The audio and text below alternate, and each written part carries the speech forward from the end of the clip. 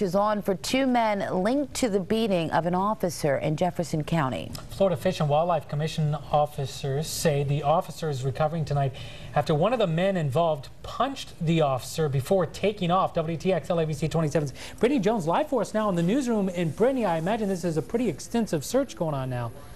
Yes, Greg, Florida Fish and Wildlife officials say they're working with Jefferson County deputies and law enforcement in Georgia, all to find the two men linked to their officer's beating.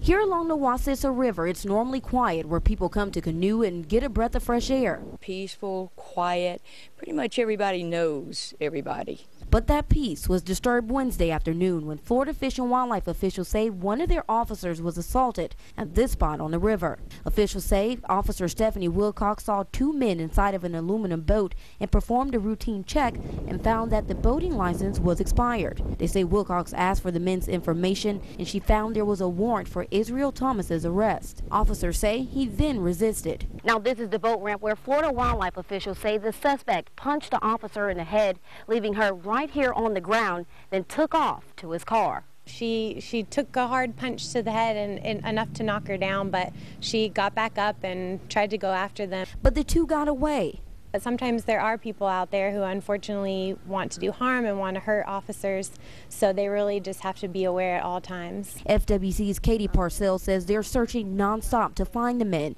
which frequent visitors of the river, like Pat Reb says, makes them feel safe. We just trust in our officers to make sure that everything is safe and everything's taken care of when it's reported.